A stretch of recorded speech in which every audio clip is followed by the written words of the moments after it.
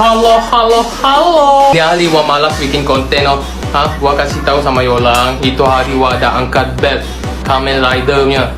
Wak kasih tunjuk cakap banyak pun tak ada guna. The first one, Levi's The Liver mah. Ini Kamen Rider terbaru punya. Ramai orang minat suruh review tapi Wak tak dapat beli. Wak sekarang Wak dapat beli punya. Mau Jepun. Ini harga second this my favorite also CSM Kabuto le. What? Kabuto. Ini Kamen Rider ke-7 dalam era Heisei, tu tahu. Selepas itu Hibiki. Dia punya harga Heisei. The last one, my third favorite. Tada!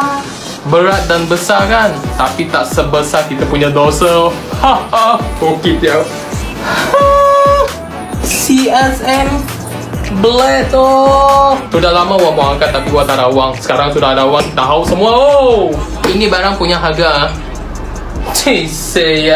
itu harga budak-budak kan? Harga budak-budak kan? Mainan budak-budak kan? Bye. Ada masa Wak review ini semua. Lu tunggu saja. You relax, you chill. Jangan gelabah tedek. Thanks lu orang sudah rugi masa untuk Wak. Wak banyak respect sama lu orang. Ciao sin.